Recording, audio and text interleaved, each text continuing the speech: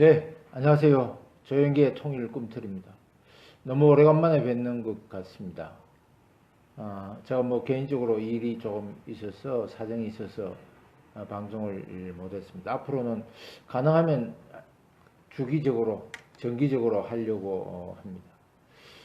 오늘은 그 11일, 4월 11일 일곱 번째 한미 정상회담이 열리는데 이 한미 정상회담과 관련된 얘기를 좀 하려고. 한미 정상회담은 한국 정부가 아마 요청한 것 같아요. 그래서 이제 이번에 열리는 그가 우리 문재인 대통령하고 미국의 트럼프 대통령이 만나는 거가 일곱 번째 만남입니다.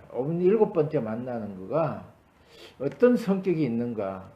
여러분도 다 잘 알고 계신 것처럼 2월 28일 날 하노이에서 북핵 회담이 미북 회담이 있었습니다.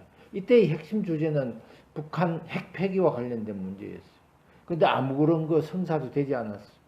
그래서 이번에 7차 남북 정상 미북 정상회담은 아마 예비적 성격이 있는 것 같습니다. 이번에 만나는 것은 어떤 건가? 지금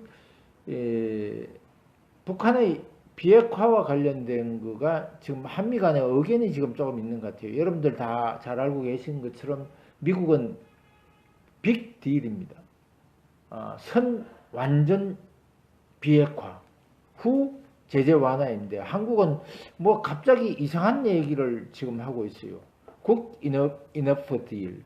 뭐 이게 지금 이 통상거래하는 것 같은 느낌도 들고, 이 지금 대한민국의 안보와 관련된 문제인데 굳이 enough 우리는 이거 뭐 또 영어를 너무 이렇게 많이 쓰는데 딜 이래서고, 근데 제가 봤을 때는 충분한 괜찮은 거래로 지금 정부에서도 이렇게 해석을 하고 있는 것 같아요. 이거 지금 그 둘 간에 한미 간에 지금 북핵을 폐기를 해야 되는데 한미 간에 이런 여견이 있으면 상당히 그 북핵 폐기하는데 장애물이 되지 않겠나라는 겁니다.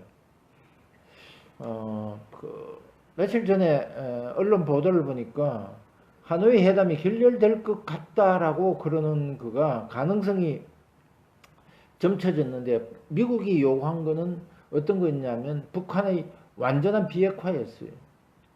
소위 말하는 북핵 폐기였는데, 우리는 지금 스몰 딜만 돼도 된다라고 막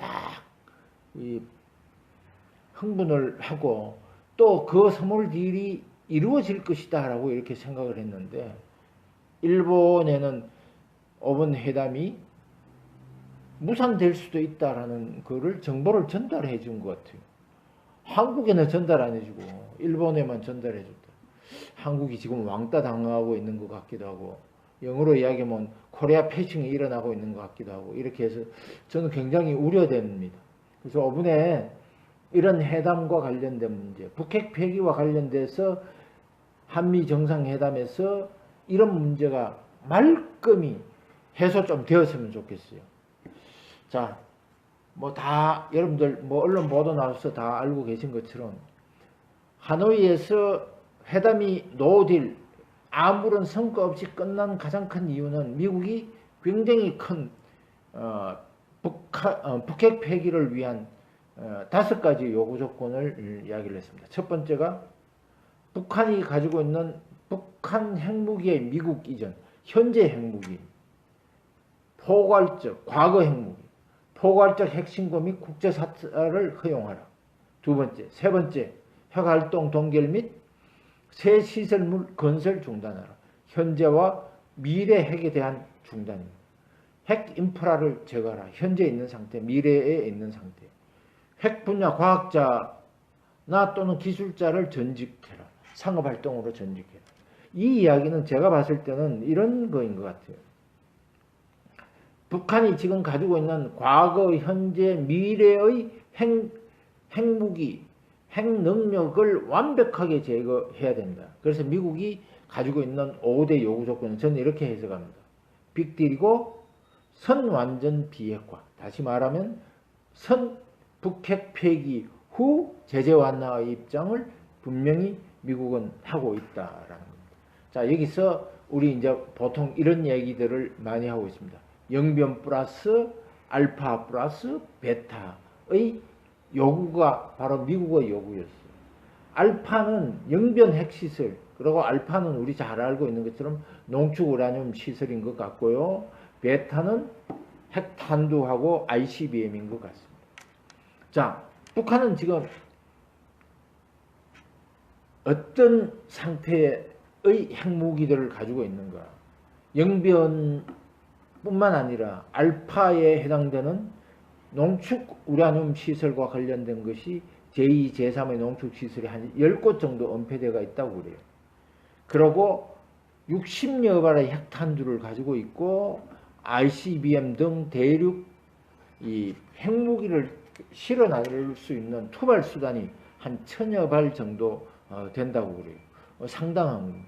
그런데 이번에 북한이 노리고 있었던 저희는 이런 것 같아요. 상당히 제가 봤을 때는 영변만 가지고 대북 제재를 완화시키자라는 거였어요. 두 개를 이제 이렇게 교환하자라는 건데, 요거를 우리 보통 스몰딜이라고 이야기를 하고 있어요. 북한은 스몰딜 내놨고 이제 미국은 빅딜을 내놨다. 스몰딜이 가지고 있는 저희가, 북한이 스몰딜을 가지고 있는 저희가 아주 나쁜 속셈이 무엇인가라는 것을 우리는 확인할 필요가 있는 것 같아요. 사실상의 핵보유국의 지위를 확보하려고 그러는 것이다. 요걸 통해서 핵군축 협상을 하는데, 이 핵군축 협상의 과정 중에서 들어가는 것이 바로 무엇이냐면 주한미군 철수이고, 나머지는 한국의 주한미군이 철수되면 핵무기를 앞세워서 한국을 북한이 흡수 통일하려고 그러는 이런 장기 전략을 가지고 있다라는 겁니다. 근데 한국은 지금 이거 모르고 있는 것 같아요. 우리 정부는. 제가 조금 전에 미국은 빅딜이고 북한은 스몰딜이라고 이야기를 했는데, 두 개를 짬뽕한 거, 합친 거가 바로 뭐냐면 한국 정부가 3월 25일인가 발표했던 굿 이너프 딜을, 저는 이 말이 무슨 말인지 잘 모르겠어요. 정부가 이제 이렇게 이야기를 했네요. 전부 아니면 전무, all or nothing에 대한 전략을 제고할 필요성이 있다. 그래서 이렇게 이제 이야기를 하고 있습니다.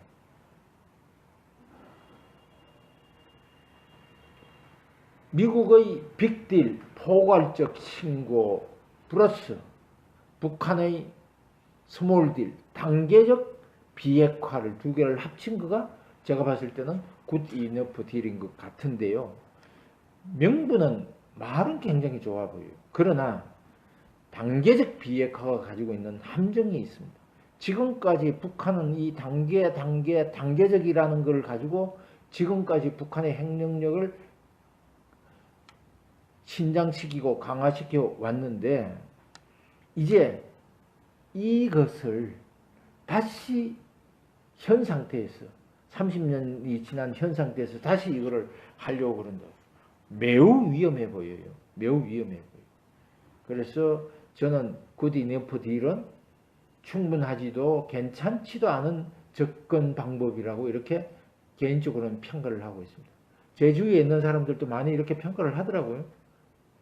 그리고 이처럼 불분명한 접근이 완전한 비핵화, 북핵 폐기를 하는데 걸림돌이 되지 않을까, 저는 굉장히 우려됩니다. 또 정부는 이제 이런 이야기도 했어요. 이번에 일곱 번째 한미 정상회담 하면서 이런 이야기를 했어요. 막힌 길이면 뚫고 없는 길이면 만들어 간다. 좋은 얘기입니다. 요거를 정부는 뭐라고 이야기를 하냐면 중재자 또는 촉진자라고 이야기를 하고 있어요. 저는 이번 한미 정상회담에서 대한민국이 중재자 역할을 하려고 그러면 어떤 중재자 역할이어야 하는가? 그것은 바로 완전한 비핵화의 과정에서 국한해야지, 북한이 요구하고 있는 제재를 우회해주는 중재자의 역할을 하는 것은 매우 곤란하다, 이렇게 생각하고 있습니다. 여러분 잘 알고 계신 것처럼 하노이 회담 이후의 북한의 현재의 입장은 어떤가? 하노이 회담이 지난해 북한의 그 경제정책 기조를 이렇게 쭉 보면 한 축은 대외적으로 경제협력을 하는 거였어요. 하노이 회담에서 제재 완화를 조건으로 해서 이제 경제협력의 틀을 좀 마련을 하려고 그랬는데 이 마련하는 것이 매우 힘들어 보였어요. 그리고 하노이 회담에서 제재 완화의 기대가 무산되면서 북한에서 요즘 지금 많이 사용하고 있는 단어가 뭐냐면 자력갱생. 뭐 자력갱생이라는 단어는 1950년대부터 시작해서 사용했던 얘기인데 이 이야기가 다시 현 시점에서 나오는 것은 뭐냐면 제재 완화가 절실하다라는 방증인 것 같아요. 그걸 입증해 주는 것 같아요. 이렇게 이야기하고 있습니다. 정말 재밌어요. 외세의 의존은 망국의 길이다. 미국인데 그렇게 손을 벌렸다고 지금 또 들어가가지고 외세의 의존은 망국의 길이라고 요래 또 개변을 하고 있습니다. 자력갱생은 자주적 존엄을 지키는 길이다.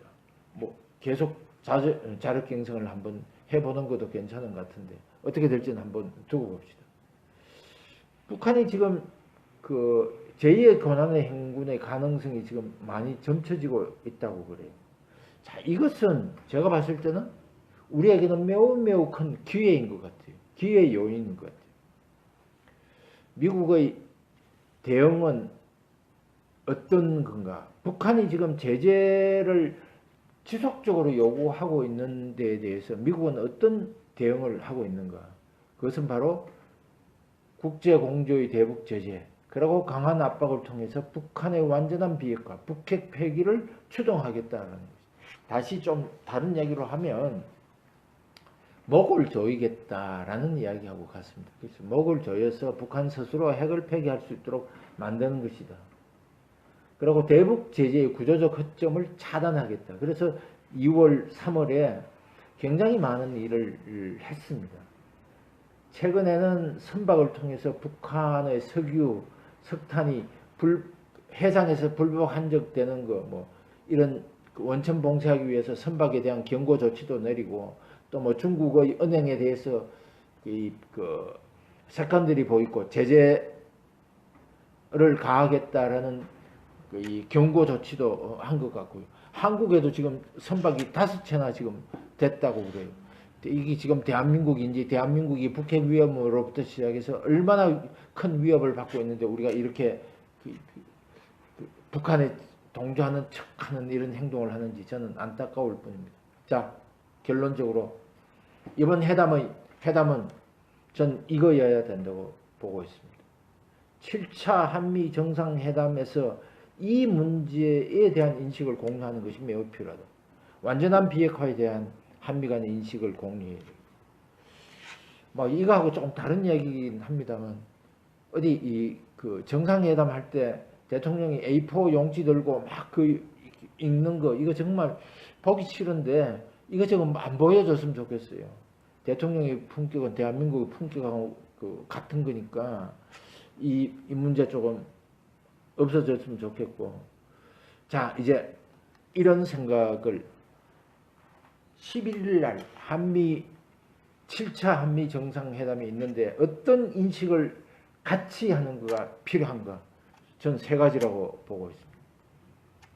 첫 번째는 북한의 완전한 비핵화를 위해서 유일한 방법은 미국이 지금 추진하고 있는 빅딜 이외에 나머지 방법은 없다.